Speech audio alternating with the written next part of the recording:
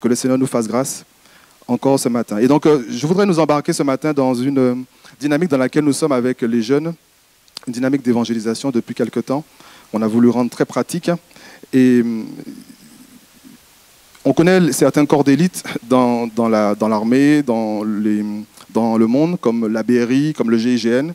Et avec la jeunesse, on est en train de monter le GIGA. Voilà. Le GIGA, c'est une production maison. Et c'est le groupe d'intervention des gagneurs d'âme. Donc il y a le GIGN et il y a le GIGA. On n'a pas le même objectif, on n'a pas le même chef, mais on est aussi déterminé que des personnes qui font partie du corps d'élite du GIGN.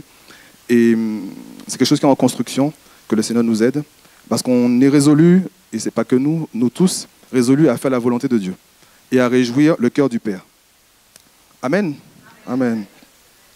Et donc ce matin, je ne parlerai pas de la Pentecôte à proprement dit, mais quand même un petit peu, même si c'est le week-end de la Pentecôte. Voilà, si vous voulez, si je faisais les choses comme je voulais, il y a des choses que j'aurais mises, mais chacun d'entre nous, on apprend à être soumis à Dieu. Et j'apprends aussi à être soumis à Dieu. Il y a beaucoup de choses que j'ai à cœur, mais ce n'est pas tout ce que j'ai à cœur qui vient de Dieu. Donc pourvu que je fasse ce que le Seigneur veut.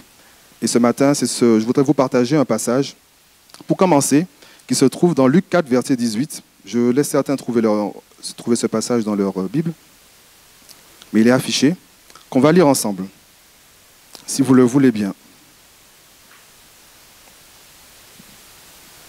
Luc 4, verset 18. On est prêt pour le lire ensemble? Et pendant qu'on est en train de le lire, on se l'approprie. Hein?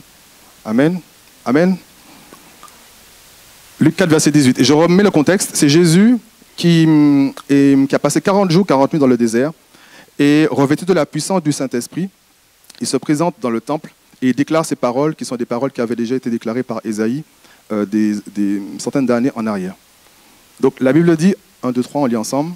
« L'Esprit du Seigneur est sur moi, parce qu'il m'a oint pour annoncer une bonne nouvelle aux pauvres. Il m'a envoyé pour guérir ceux qui ont le cœur brisé, pour proclamer aux captifs la délivrance et aux aveugles le recouvrement de la vue, pour envoyer libres les opprimés. » Amen. Amen. Est-ce que l'Esprit du Seigneur est sur toi? Ça, c'est une question qu'il faudrait qu'on puisse se poser. Et si nous croyons que la Bible est un livre inspiré, que la Bible est un livre où chaque mot a sa place, chaque mot a son sens, il n'y a aucun accident, il n'y a aucun hasard, je nous invite à relire ce passage et je vous dis que c'est Jésus qui parle. Il est en train de déclarer « L'Esprit du Seigneur est sur moi, parce qu'il m'a oint pour annoncer une bonne nouvelle. » Et Jésus, en fait, il s'apprête, en fait, tout le monde est dans l'expectative, Jésus va parler. Quand Jésus parle, ce n'est pas accidentel, c'est quelque chose de solennel. Et en fait, les gens s'attendent, plutôt sont attentifs à ce qu'il va dire. Mais je ne vais pas revenir sur le contexte, etc., sur les tensions que ça a produit, mais je veux mettre l'accent sur les paroles qui ont été prononcées et l'ordre notamment des mots qui ont été prononcés. Et Jésus, en fait, il s'apprête à décrire l'onction, la capacité surnaturelle qui repose sur lui. On est d'accord, on lit la même Bible. Hein? Il s'apprête à décrire « L'Esprit du Seigneur est sur moi ». Et il s'apprête à décrire pourquoi l'Esprit du Seigneur est sur lui, comme l'Esprit du Seigneur est sur toi. Et il est en train de nous dire, alors que je vais exercer mon ministère, parce qu'il a passé 40 jours, 40 nuits dans le désert, il a ensuite commencé, mais avant de commencer, le Saint-Esprit l'a poussé dans le désert, où il a été tenté par le diable. Il s'apprête à commencer son ministère public, et il déclare ces choses. Il est en train de dire, quand vous allez me voir agir, quand vous allez me voir à l'œuvre, quand vous verrez l'onction de Dieu sur ma vie, la première chose que vous verrez, c'est que je serai en capacité d'annoncer une bonne nouvelle aux pauvres. Amen. 2, que j'ai été envoyé aussi pour guérir ceux qui ont le cœur brisé, proclamer aux captifs la délivrance, aux aveugles le recouvrement de la vue et renvoyer libres les opprimés. Et si on croit que la Bible a été écrite, non pas de façon accidentelle, la Bible nous révèle à travers la déclaration de Jésus face à tout un auditoire que l'onction de Dieu est sur sa vie, mais la première action, la première capacité, la première manifestation sera que Jésus sera en capacité d'annoncer une bonne nouvelle aux pauvres. Amen, on suit. Hein? D'où le titre du message de ce matin, La mission première de l'Église, évangéliser. Je vous ai dit, ce n'est pas un message sur la Pentecôte, mais on va voir que ce n'est pas loin. La mission première de l'Église, évangéliser. Jésus nous dit dans ce passage que je remets, c'est vrai qu'il y a des aveugles qui ont besoin de recouvrer la vue, c'est vrai qu'il y a des captifs qui ont besoin d'être délivrés, c'est vrai qu'il y a des opprimés qui ont besoin d'être libres, mais dans toutes ces attentes, il y a une première qui doit être mise en avant, c'est annoncer la bonne nouvelle. Et c'est vrai que un homme de Dieu disait, la vie chrétienne, c'est quelque chose, et je le partage avec certains, est quelque chose de, c'est pas compliqué, c'est complexe. Et quand on est en quête du cœur de Dieu, en quête de vouloir faire sa volonté, on est tout le temps remis en question pour vérifier si en fait on est en train de cheminer conformément à ce que Dieu attend de nous.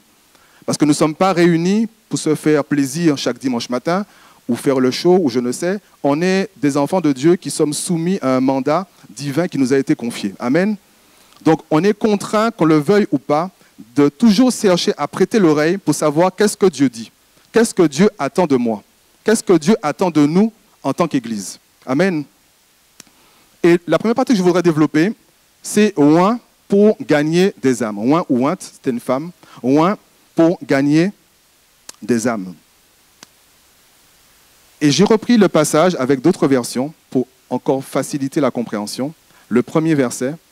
L'Esprit du Seigneur est sur moi parce qu'il m'a envoyé pour évangéliser aux pauvres. L'Esprit du Seigneur est sur moi, il m'a choisi et consacré par onction. Demande à celui qui est à côté de toi, est-ce que tu sais que tu es consacré par onction? Est-ce que tu sais que tu as été choisi? C'est une réalité qu'il faut savoir. Est-ce que tu sais? Donc la Bible nous dit que l'onction a un but. Le revêtement, la capacité divine, elle a un but. Et ce but nous est décrit en partie dans le passage que l'on a vu. Et l'onction qui est sur chacun d'entre nous, pour ceux qui ont donné leur cœur au Seigneur, qui sont nés de nouveau, amène à l'action. L'onction amène à agir. L'onction n'amène pas à la contemplation. L'onction amène à poser des actes. Est-ce qu'on est toujours ensemble?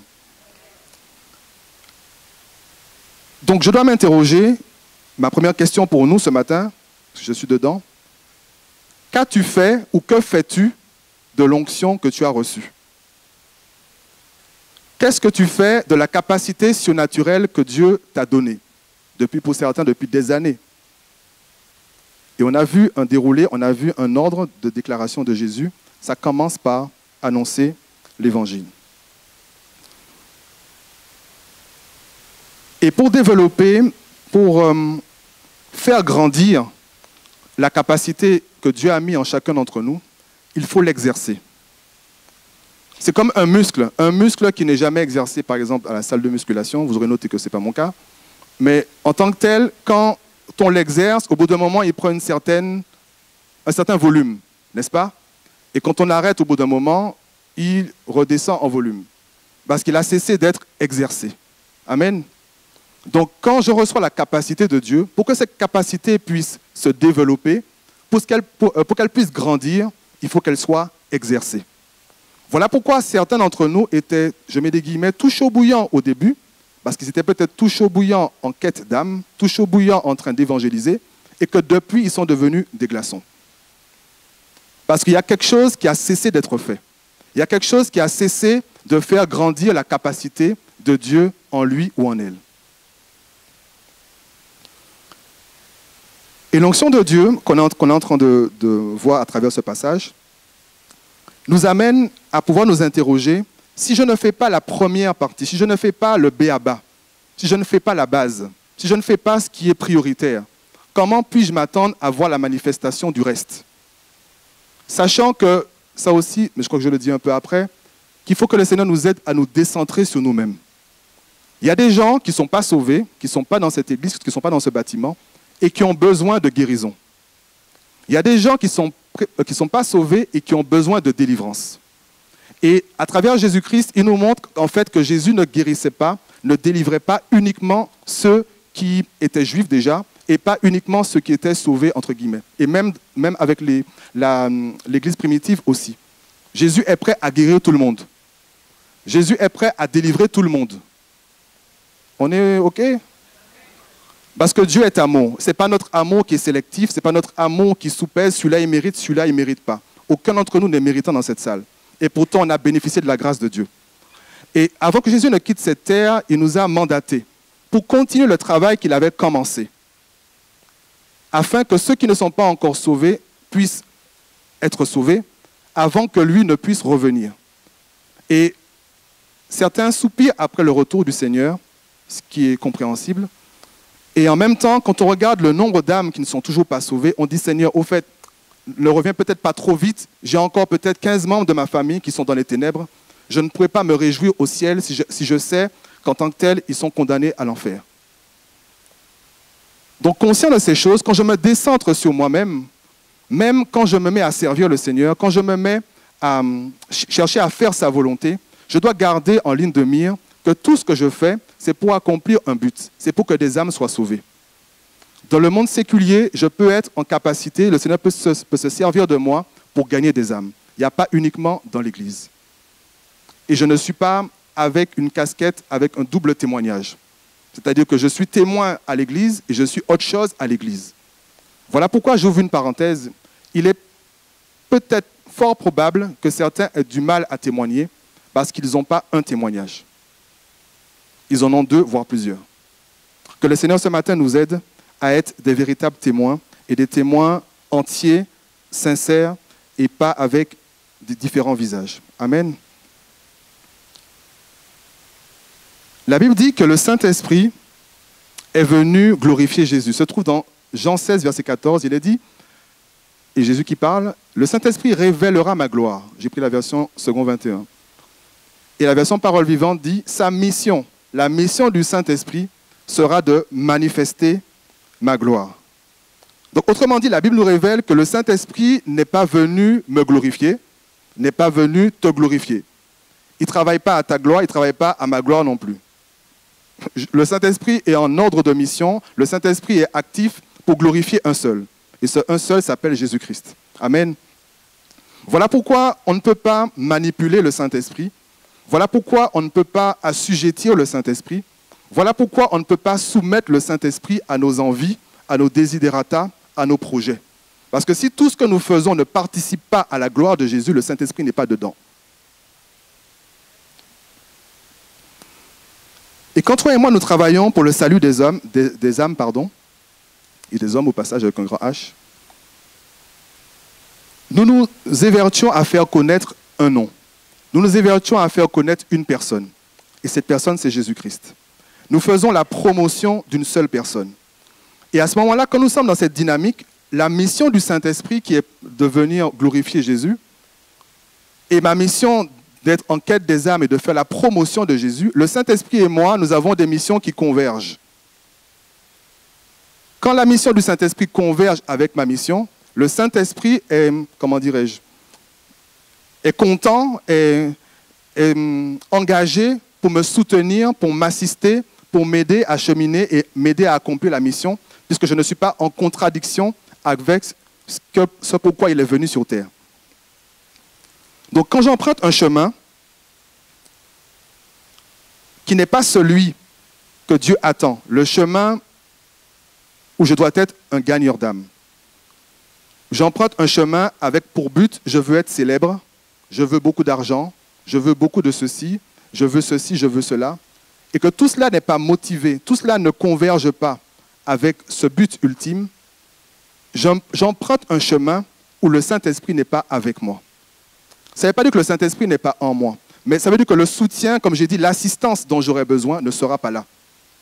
Le Saint-Esprit, il est omniprésent. Il est omniprésent. Il est présent là ce matin. Il est présent. Il se manifeste comme il veut. Il se manifeste comme on l'a chanté, pardon. Mais le Saint-Esprit, il est omniprésent.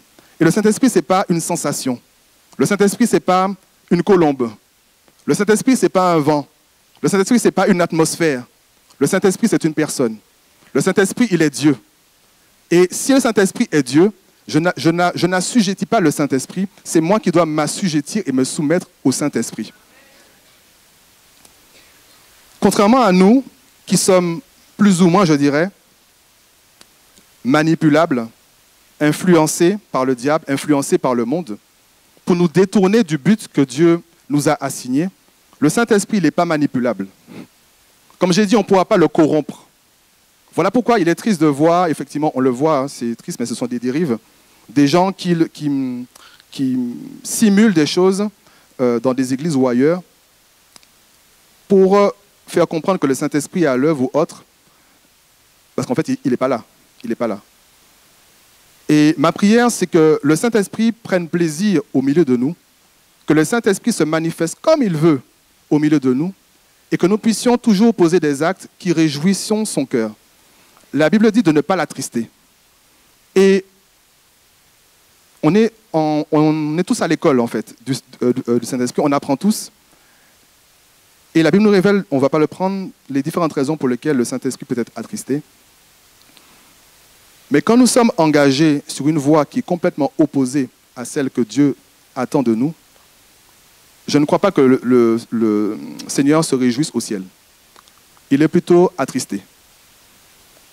Que le Seigneur ne soit pas attristé dans nos vies, mais que nous puissions réjouir son cœur. Avant de toucher le deuxième point, toujours lié au Saint-Esprit, nous sommes tous en quête, en tout cas je le souhaite pour certains si ce n'est pas le cas, d'augmenter notre intimité, d'augmenter notre communion avec le Saint-Esprit, d'augmenter notre sensibilité au Saint-Esprit. Et le Saint-Esprit, il est sensible, très sensible. On l'apprend à nos dépens, on se casse la figure, on se remet debout, on apprend, on a un apprentissage. Dieu sait que nous sommes imparfaits.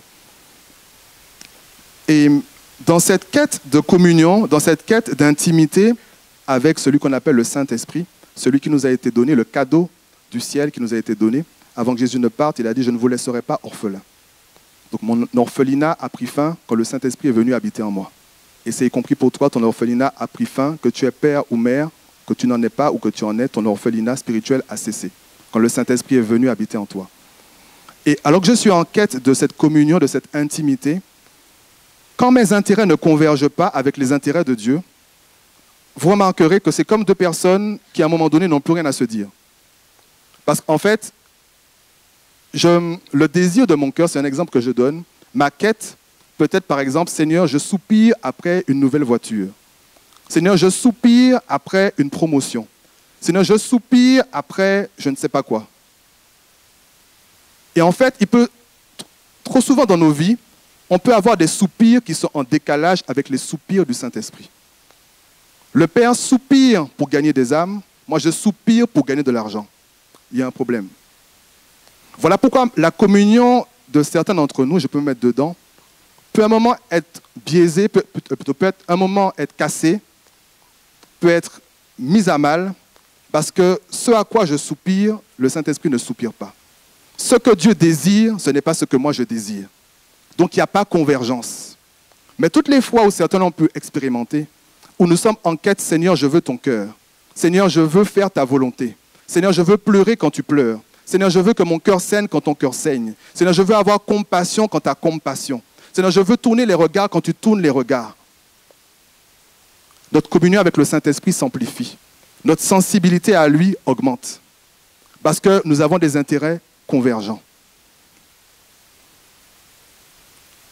Ma prière pour nous, c'est que nous puissions avoir des désirs, des intérêts qui convergent avec ceux de Dieu. La Bible dit de chercher premièrement le royaume de Dieu et sa justice, et toutes choses vous seront données par-dessus. Le Seigneur n'ignore pas que nous avons des besoins. Il ne l'ignore pas. Il nous demande juste, voici l'ordre qu'il faudrait suivre de façon à pouvoir recevoir ces choses. Et malheureusement, on saute, on va à l'étape 2, 3, 4 et on oublie la 1 et on s'attend à recevoir. Alors que la Bible, des fois je dis, mais c'est pour moi-même, hein, c'est tellement basique, c'est tellement simple qu'on a l'impression que c'est trop simple même, qu'il faudrait que ça soit plus compliqué. Que Dieu vienne renverser nos raisonnements ce matin et nous aider à être comme des enfants et d'accepter la parole et d'obéir. Deuxième partie, un ordre divin de mission. Et si nous sommes d'accord, l'Église a pour tête Jésus-Christ. Amen. Donc c'est lui le chef. Donc quand le chef parle, on fait quoi? On obéit. Même les chefs dans le monde séculier, oui. S'il dérive pas contre nos valeurs, il faut obéir. Donc quand le chef parle, on obéit. Et le chef, il a dit quoi? Le chef nous dit dans Marc 16, verset 15, « Allez par tout le monde et prêchez la bonne nouvelle à toute la création. » Je voudrais planter un tout petit décor, nous rappeler que l'Église n'est pas un club. L'Église n'est pas une association 1905 régie par des statuts rédigés par des hommes et signés par des hommes. Ça, c'est l'emballage matériel, l'emballage terrestre. Sur le plan spirituel, ce n'est pas ça. L'Église, elle appartient à quelqu'un. Ce quelqu'un, c'est Jésus-Christ. Et cette Église est soumise à quelqu'un, ce quelqu'un, c'est Jésus-Christ. Et celui qui le bâtit, c'est à travers le Saint-Esprit. Donc, nous ne sommes pas tous les dimanches ou autres en train de nous réunir pour nous faire du bien, pour voir tel frère, j'ai été content de te voir, etc. Nous sommes en mission. Nous sommes en mission. Quand on se retrouve, c'est pour recharger les batteries. Quand on est sorti de l'église, on continue la mission. Mais c'est juste qu'on la continue rechargée. Ce matin, que le Saint-Esprit nous recharge, mais pour accomplir sa volonté. Et je fais une autre parenthèse encore, il y en aura peut-être beaucoup ce matin. Mais les batteries sont à plat, les batteries de certains sont à plat depuis longtemps. Parce qu'en fait, ils veulent activer une batterie pour faire des choses qui ne sont pas conformes à la volonté de Dieu. Ta batterie sera active, ta batterie sera rechargée à partir du moment où tu vas l'utiliser pour faire ce que Dieu attend de toi. Ah, que le Saint-Esprit recharge nos batteries, en tout cas qu'il recharge les miennes. Qu'elles soient à 100% tout le temps par sa grâce, mais en tout cas, il faut aller recharger.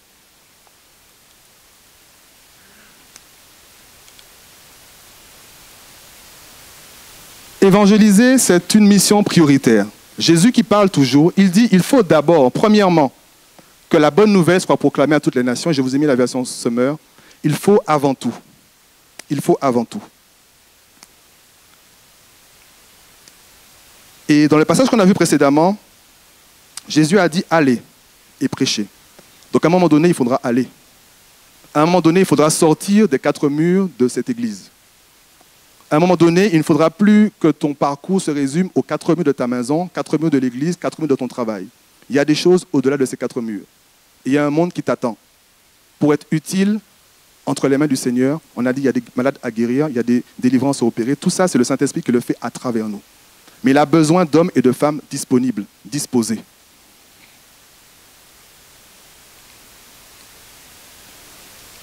C'est une mission permanente. La Bible dit dans Actes 5, verset 42, « Chaque jour dans le temple et dans les maisons, il ne cessait d'enseigner et d'annoncer la bonne nouvelle de Jésus-Christ. » Mais je reviendrai sur cette partie un peu après. La Bible dit aussi, je ne l'ai pas affiché, dans 2 Timothée 4, verset 2, « Prêche la parole, insiste en toute occasion, favorable ou non. » On peut remarquer que le monde est très violent, mais peut-être qu'on ne le perçoit peut-être pas pour certains. Des choses qu'on n'a pas envie de voir à la télé nous sont imposées. Une publicité qui est censée être une publicité normale, quoi, promouvoir un produit, il y a plein de choses dedans qui n'ont rien à voir avec la publicité qui nous sont imposées. Le monde est violent, il nous impose son standard. Le monde est violent, il nous impose ses valeurs. Mais nous, chrétiens, sommes-nous violents? Nous, chrétiens, imposons-nous les valeurs du royaume? C'est une question pour nous.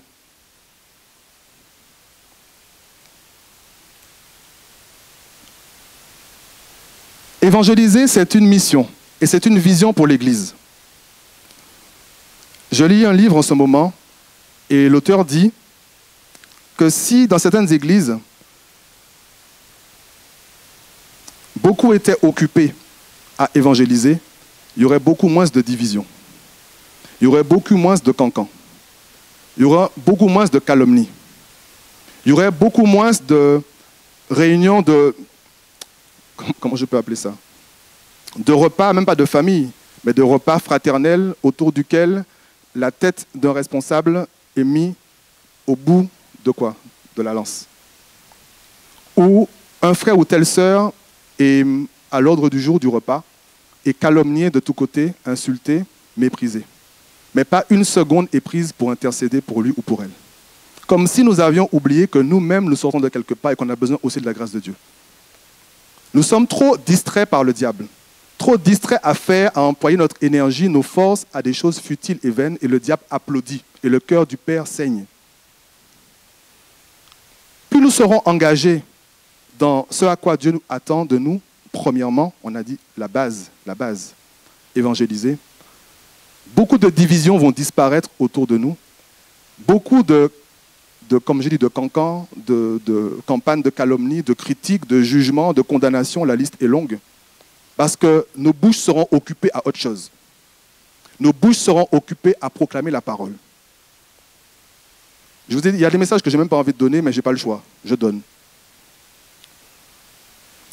Parce que je crois que plus d'entre nous ont envie vraiment que sa vie chrétienne ne soit pas une vie chrétienne plate, une vie chrétienne pour dire il a vécu pour vivre.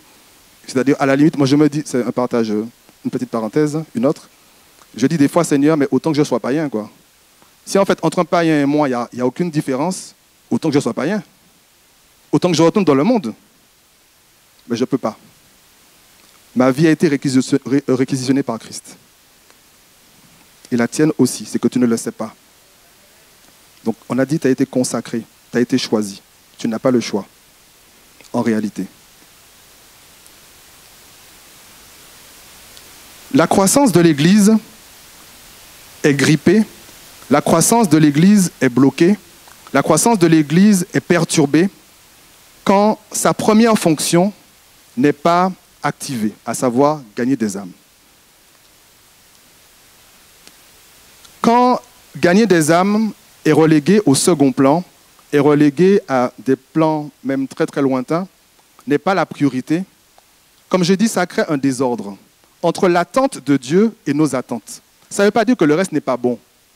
On a besoin d'être, comment dirais-je, encouragé, exhorté, enseigné, pour certains d'avoir, comment dirais-je, des suivis particuliers par rapport à des situations compliquées. Ça, c'est validé.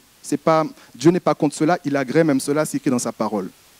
Mais quand ces choses prennent le dessus sur la chose première qui doit intervenir, ça crée un désordre.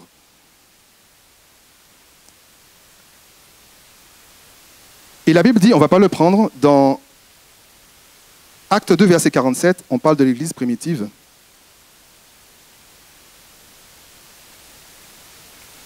Que le Seigneur ajoutait chaque jour à l'Église ceux qui étaient sauvés. Certains connaissent ce passage. Le Seigneur ajoutait chaque jour à l'Église ceux qui étaient sauvés. Donc en réalité, Dieu n'est pas indifférent au nombre, puisque lui-même ajoute. Est-ce que vous êtes avec moi ou pas? Donc si Dieu n'est pas indifférent au nombre, aux personnes qui s'ajoutent, déjà il y a quelque chose qui devrait, moi le premier, m'interpeller, c'est quand ma chaise à côté de moi est vide, comme je disais aux jeunes. Quand la chaise à côté de moi est vide, il y a quelque chose qui ne va pas. Parce que la Bible dit que Dieu ajoute. Et il y a un autre passage qu'on ne comprendra pas. La Bible dit, à travers une parabole de Jésus-Christ, il veut que sa maison soit remplie. C'est la volonté de Dieu. Voilà pourquoi il est dangereux pour certains d'entre nous de critiquer les grandes églises. C'est dangereux. Je ne parle pas des églises qui font, je l'ai déjà partagé avec vous, des transferts de chrétiens d'une église à une autre. Ils sont remplis parce qu'ils ont vidé l'église de X ou de Z. Je ne parle pas de ça. Je parle d'églises qui augmentent en taille, en nombre, parce que de nouvelles âmes qui ne connaissent pas Christ viennent se rajouter. Parce qu'en fait, ce n'est pas l'œuvre, je vais même être plus subtil, ce n'est peut-être pas l'œuvre d'un homme. Ce n'est peut-être pas l'œuvre d'un homme. Si ma Bible dit que le Saint-Esprit, que le Seigneur ajoute de nouvelles âmes. Donc quand j'ouvre excusez-moi, je ne vais pas déraper. Quand je me permets de critiquer, attention, je suis peut-être en train de critiquer une œuvre divine. Je suis peut-être en train de critiquer l'action du Saint-Esprit. Attention.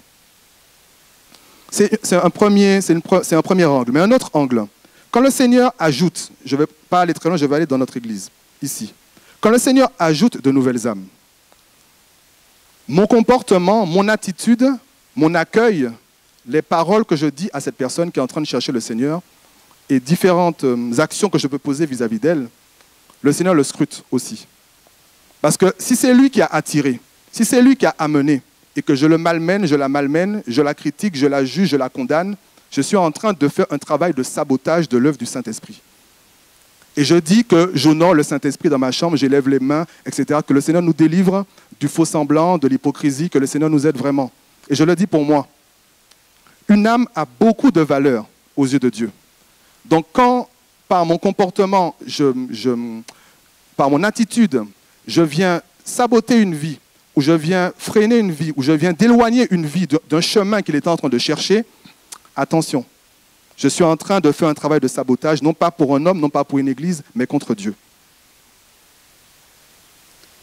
Et je crois et beaucoup le partagent, qu'avant que le Seigneur ne reviendra, d'ailleurs c'est dans la parole, il y aura une grande moisson d'âmes. Il y aura beaucoup d'âmes qui viendront. Et je crois, et je prie qu'il y ait beaucoup qui viennent dans ce lieu également, comme dans d'autres églises. Parce qu'il n'y en a pas qu'une seule, comme vous le savez. Mais quand ces âmes vont venir en masse, comment allons-nous les accueillir? Il y a déjà beaucoup de travail. Pour ceux qui ne savaient pas, il y a beaucoup de travail dans l'église. Donc le chômage est interdit. Ce serait même l'objet d'une prédication, j'ai dit à certains, mais ce ne sera pas pour aujourd'hui. Donc en tout cas, ton inactivité dans l'église m'interpelle. Je me permets de parler. Parce que quand il y aura cette masse-là, si en tant que tel, nous ne sommes pas... Chacun n'est pas à son poste, chacun n'est pas déchargé pour faire telle ou telle chose, etc.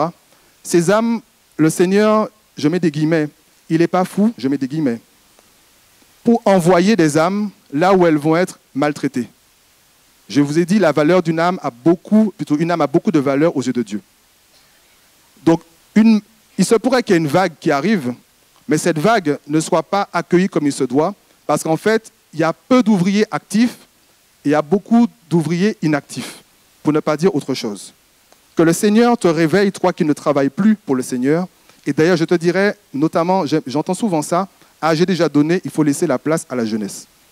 Sur le principe, pourquoi pas? Pourquoi pas? Mais ma question pour toi sera, en réalité, qui t'a mis à la retraite?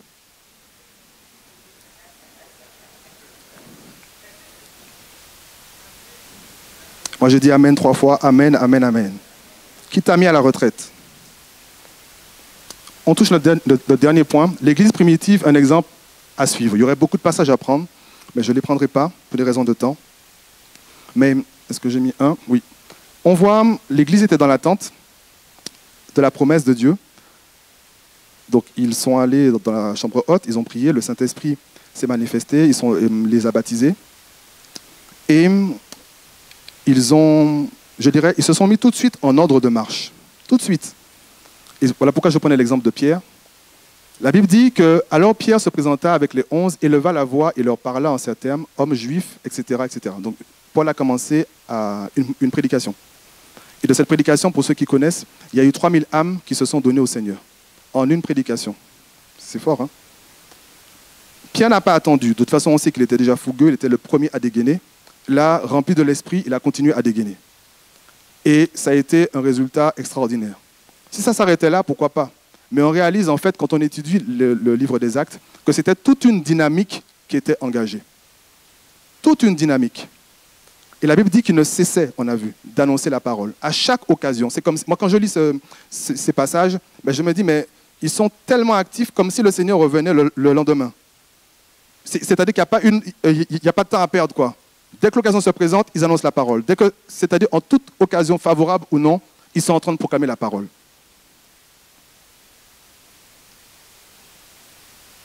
Ce qui m'amène à un point pour nous amener à voir les choses sous un angle aussi plus élargi, peut-être pour certains.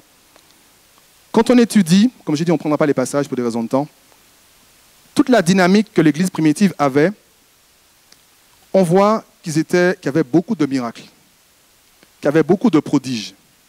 La Bible nous précise que le Seigneur agissait à travers eux. Donc on est d'accord que ce n'était pas eux qui faisaient, c'est le Seigneur qui faisait à travers eux. On est d'accord? Mais pour que le Seigneur fasse à travers eux, il a fallu qu'ils commencent déjà par le b.a.-ba, annoncer la parole.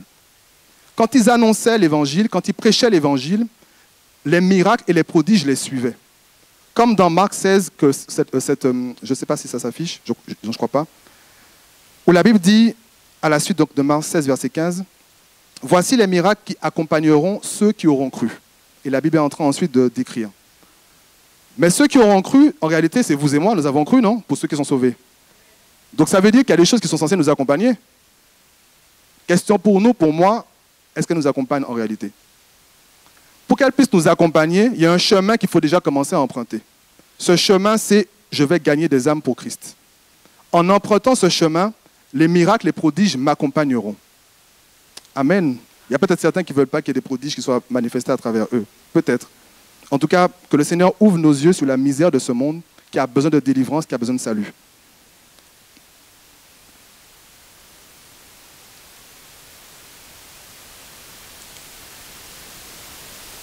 Non.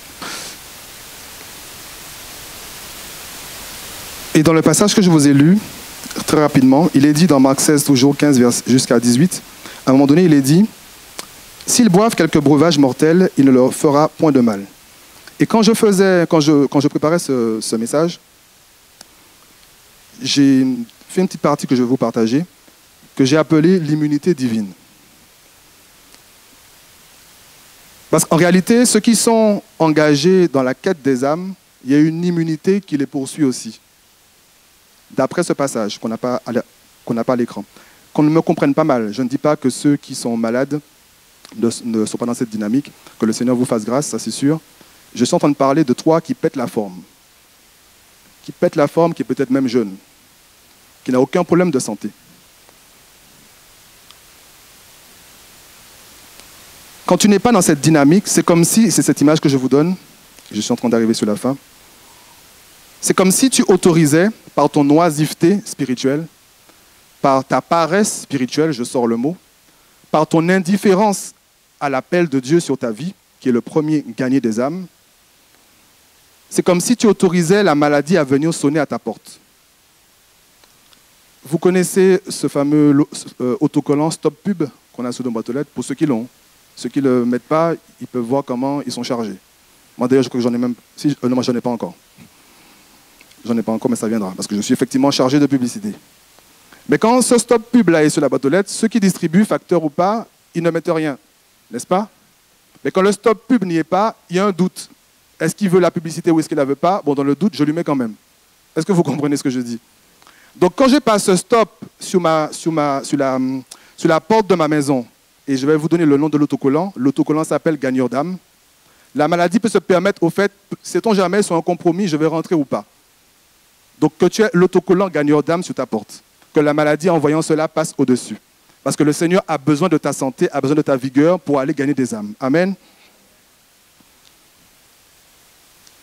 Avant la conclusion, je nous pose cette question. Si nous voulons voir des signes et des miracles au milieu de nous, alors que nous sommes dans une dynamique où nous avons résolu, Seigneur, nous avons résolu de répondre à l'appel, nous voulons gagner des âmes pour toi. Nous avons vu, très rapidement, c'est vrai, qu'en empruntant ce chemin, il y a des signes et des prodiges qui vont nous accompagner. Parce que c'est la suite. Le début, l'onction nous est donnée d'abord pour gagner des âmes, pour parler, pour prêcher. Et le reste suivra. Alors que nous sommes dans cette dynamique, l'onction qui guérit, l'onction qui délivre, qui est active, est-ce que vous pensez qu'elle va se désactiver quand on va se retrouver entre nous? Ça veut dire que ceux qui ont besoin de délivrance dans les 4 murs dans lesquels nous sommes, ceux qui ont besoin de guérison dans les 4 murs dans lesquels nous sommes, pourront bénéficier de cette onction qui s'est activée. Amen. Voilà pourquoi c'est dans l'intérêt de chacun d'entre nous de pouvoir être dans cette dynamique afin que nous ne puissions pas nous priver de certaines grâces ou de certaines dimensions de la puissance de Dieu, parce que nous aurons résolu de commencer le b.a.-ba, gagner des âmes. Amen. Je conclus. Avec Luc 2, verset 49, il y aura un deuxième passage. C'est un passage que l'on connaît, je l'ai partagé avec certains aussi. Et c'est Jésus qui parle, il parle à ses parents. Il leur dit, « Pourquoi me cherchez-vous? Ne saviez-vous pas qu'il faut que je m'occupe des affaires de mon Père ?» J'aurais pu donner un titre à cette sous-partie de conclusion. « Occupe-toi des affaires de ton Père. »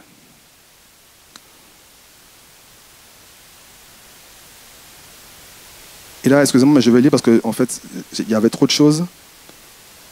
Et je veux vraiment vous délivrer le message comme je l'ai reçu. Occupe-toi des affaires de ton Père, occupe-toi des affaires de Dieu, afin que Dieu s'occupe de tes propres affaires. Si tu es trop occupé, et suivez-moi, je vais essayer de ne pas aller trop vite. Si tu es trop occupé à gérer tes affaires, tu ne laisses pas l'opportunité à Dieu de les gérer pour toi. Ta main est trop... Tu as une mainmise trop importante sur tes affaires. Dieu ne peut pas faire de l'ingérence. Quand je m'occupe des affaires de Dieu, Dieu lui-même s'occupe de mes propres affaires, j'ai dit, afin que je sois toujours disponible pour gérer ses affaires à lui. Parce qu'il sait que si je m'occupe de mes affaires, je serai trop préoccupé pour m'occuper de ses affaires. Est-ce que vous me suivez? Donc Dieu veille à ce que mon occupation ou ma disponibilité soit dédiée à gérer ses affaires. Donc c'est dans l'intérêt de Dieu, alors que je m'occupe de ses affaires, de s'occuper de mes affaires. Je ne suis pas allé trop vite? J'espère que vous avez compris.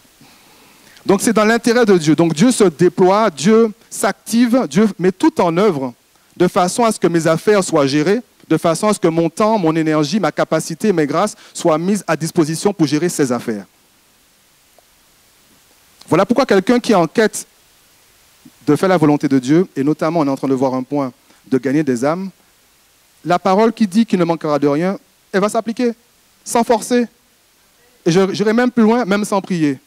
Parce que la Bible dit que pourquoi vous vous inquiétez de choses que le Père sait déjà. Même les oiseaux, les oiseaux ne sont pas dépressifs en disant est-ce qu'ils vont manger demain matin? Non mais sérieusement. Et les oiseaux sont une dimension de création moins élevée que la nôtre. Donc comme si Dieu le Père prend plaisir, il applaudit alors qu'on est en train de, de mourir de faim. Absolument pas. C'est parce qu'on n'est pas occupé à faire ce qu'il faut. Donc Dieu doit veiller à alléger la gestion de mes affaires. Ça ne veut pas dire que je ne travaille pas, que je ne fais plus rien.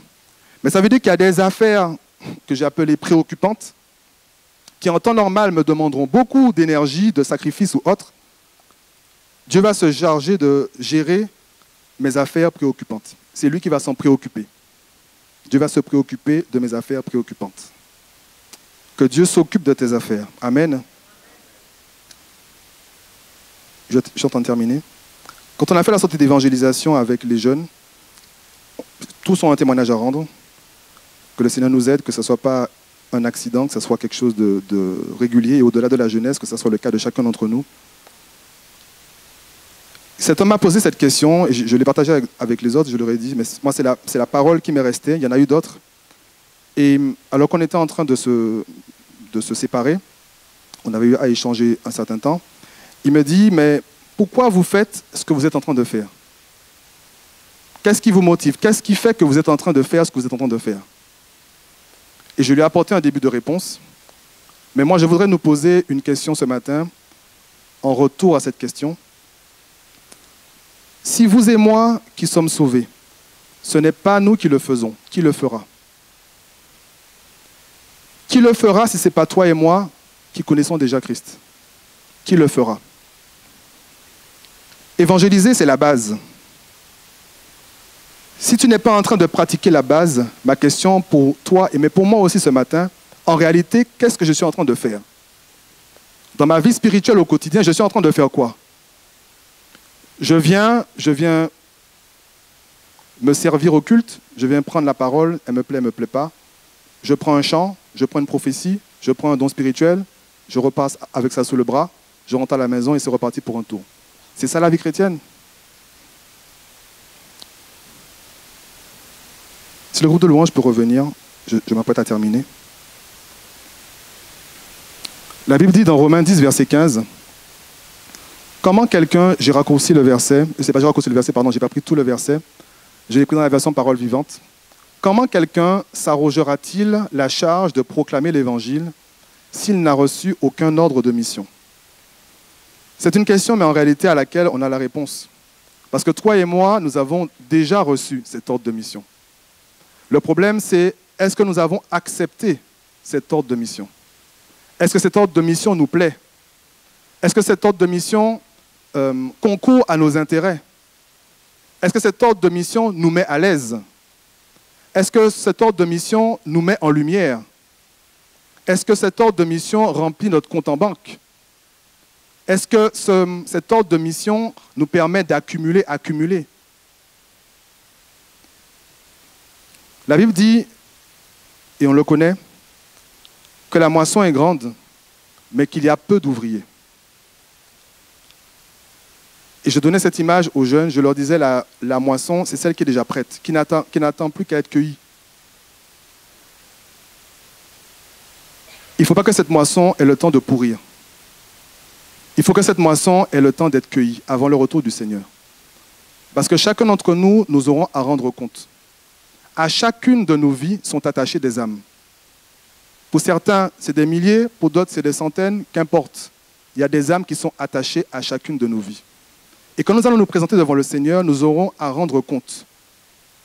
Qu'avons-nous fait sur terre? Avons-nous été des assidus, je ne remets pas ça en question, c'est bien, de l'église du dimanche matin? On était les plus assidus qui soient, mais nos vies n'ont absolument rien produit.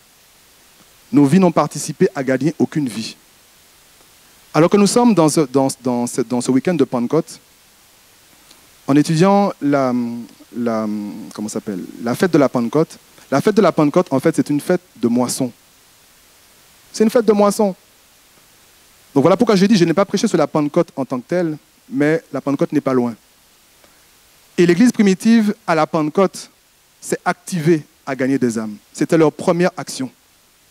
Donc je ne peux pas chaque année qui passe dire Saint-Esprit ceci, Saint-Esprit cela, alors que je suis complètement en déconnexion de ce que le Saint-Esprit est venu notamment accomplir à travers ma vie.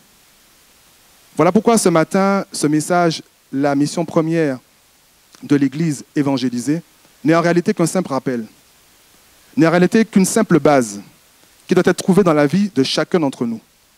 Et si nous voulons réjouir le Saint-Esprit, si nous voulons collaborer de façon intensive, de façon intentionnelle avec lui, pourvu que nous soyons en train de faire ce qu'il attend de nous. Amen. Donc je vais prier et je vais offrir à chacun d'entre nous l'opportunité de dire « Seigneur, je retourne sur le champ de mission. Je l'avais délaissé pour diverses raisons. J'avais même peut-être été fatigué, ça m'a fatigué. J'ai peut-être reçu trop d'insultes. J'ai peut-être été trop déçu. J'ai peut-être trop souffert. Mais celui qui va sur le champ de mission, en réalité, il est mort à lui-même. La Bible dit que celui qui veut suivre Christ doit renoncer à lui-même. C'est parce que mon image a trop d'importance. C'est parce que mon moi a trop d'importance qu'il y a des choses que je ne suis pas prêt à accepter pour Jésus-Christ. Et ce matin, alors que je vais prier, si tu as envie de renouer cet engagement avec le Seigneur, comme un acte de foi, je veux t'inviter à te lever pour dire « Seigneur, me voici à nouveau ». Tu avais dit « me voici » il y a des années en arrière. Mais tu as cessé de courir, tu as cessé d'accomplir ce que Dieu attendait de toi. Et ce matin, c'est l'opportunité pour dire « Seigneur, remettons les pendules à l'heure. Oublions ce qui est en arrière. Je veux à nouveau courir. Oublions ce qui est en arrière. Je veux de nouveau faire ta volonté. » Il n'y a pas plus égoïste de dire « je suis sauvé et le reste ne m'intéresse pas ». Ce n'est pas l'amour du Père. L'amour agapé n'est pas égoïste. L'amour agapé n'est pas centré sur elle-même. L'amour agapé n'est pas indifférent à la souffrance de son prochain. Alors que je vais m'apprêter à prier, comme j'ai dit, si tu as envie de renouer cette dynamique qui a manqué, et je l'ai confessé aux jeunes, je peux vous le confesser, c'est des choses qui étaient très actives dans ma vie, et pour diverses raisons, je ne développerai pas ce matin, qui m'ont quitté, que j'ai arrêté de faire. Et à partir du moment où j'ai résolu de dire « Seigneur, merci de m'avoir rattrapé, je prends à nouveau ce chemin », c'est comme si c'est un feu qui ne s'éteint pas. Voilà pourquoi je dis que collaborer avec le Saint-Esprit, c'est se mettre en ordre de marche sur ce qu'il attend. Dieu ne va pas t'équiper, Dieu ne va pas te rendre capable, Dieu ne va pas t'embraser si c'est pour demeurer centré sur toi-même. Ça n'a aucun intérêt pour Dieu, aucun intérêt. Voilà pourquoi il est prêt à travailler avec des gens imparfaits. Voilà pourquoi il est prêt à travailler avec des pierres qui étaient bancales. Pierre était bancal, mais quand le Saint-Esprit l'a rempli, il était toujours peut-être imparfait, mais il avait un cœur pour Jésus-Christ. Il était passionné. Ma prière, c'est que tu sois passionné pour gagner des âmes. Seigneur, ce matin, je prie pour ceux et celles qui se sont mis debout, comme un engagement. Seigneur, comme cette image que tu me donnes, comme cette faisons table rase. Effaçons le tableau. Effaçons les projets inutiles. Effaçons les directions qui n'avaient aucun sens. Effaçons les projets qui nous tenaient à cœur, mais qui ne tenaient pas au cœur du Père. Cessons de prendre des chemins qui ne sont pas les tiens. C'est comme une mise à zéro. Ce matin, alors que tu as dit que les choses anciennes sont passées, mais ta parole dit aussi, alors que pour ma part, je veux que nous nous repentons de ce que nous n'avons pas travaillé, Seigneur, pour certains d'entre nous, à faire ta volonté. Nous avons centré nos regards sur nous-mêmes. Nous avons eu toute l'énergie mise pour moi, ma, mais nous n'avons pas su savoir qu'est-ce que Dieu veut.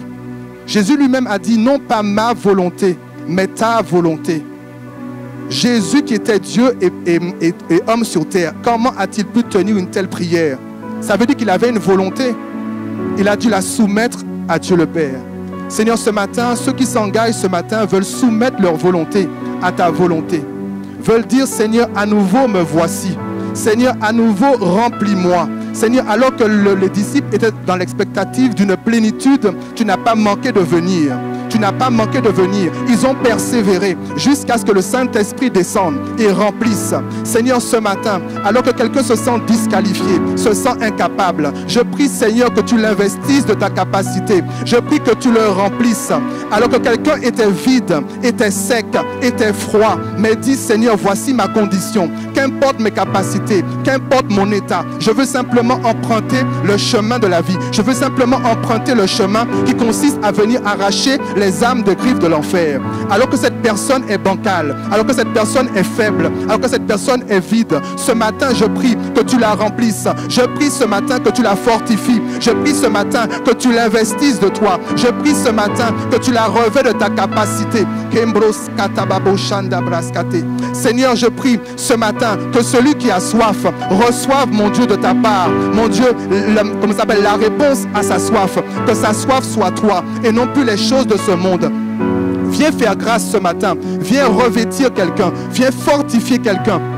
Viens à nouveau embraser quelqu'un. Viens à nouveau mettre quelqu'un de nouveau sur ses pieds. Qu'il réalise qu'il n'est pas n'importe qui. Qu'il a de la valeur à tes yeux. Et que tu veux l'utiliser. Que tu veux impacter ce monde avec elle. Tu veux impacter ce monde avec lui. Merci de faire grâce ce matin. Au nom de Jésus. Au nom de Jésus. Au nom de Jésus. Au nom de Jésus. Saint-Esprit, merci de ce que tu es fidèle. Et je crois, Seigneur, qu'au-delà de ces temps, tu as allumé un feu dans le cœur de quelqu'un. Mais ce feu ne peut pas être tout de suite un brasier. Il va continuer à grandir. Alors qu'il s'est allumé simplement ce matin, tu vas lui permettre que ce feu grandisse et que ce feu ne s'éteigne pas. À l'image du buisson ardent. C'était un feu, mais ce n'était pas réellement un feu. Parce que le feu ne consumait pas. Seigneur mon Dieu, que ce feu qui est ton feu puisse, mon Dieu, nous embraser, sans nous consumer, sans nous détruire. Mais un feu pour que nos langues soient des langues de feu. Et que nous puissions parler de ta part. Que nous puissions voir des malades guéris. Que nous puissions voir des captifs libérés. Que nous puissions voir des opprimés guéris. Seigneur, tu veux te servir de quelqu'un. Mais tu dis, qui enverrai-je? Seigneur, que celui qui a fait ce pas de foi dit, Seigneur, envoie-moi à nouveau. Alors que tu envoies, Saint-Esprit, tu équipes. Alors que tu envoies, tu revêts. Alors que tu envoies, tu rends capable. Alors que tu envoies, tu qualifies. Je te rends grâce, Seigneur, de assurément, tous ceux et celles qui empruntent le chemin de ta volonté ne manqueront de rien. Tu es fidèle et bon. Tu es fidèle et juste. Tu connais nos besoins. Tu connais nos combats. Mais tu vas t'engager toi-même dans nos combats alors que nous nous engageons dans les combats que tu veux que nous prenions pour toi-même. Délivre-nous des faux combats pour nous engager dans les combats que toi tu agrées, que tu soutiens. Parce que dans les combats dans lesquels nous nous engageons qui sont les tiens, nos armures ne seront pas fébriles. Nous ne manquerons pas de force, nous ne manquerons pas de capacité. Lève un guerrier, lève une guerrière ce matin qui ne soit plus bancal, qui ne soit plus fébrile, mais fortifie-le par ton esprit. Au nom de Jésus.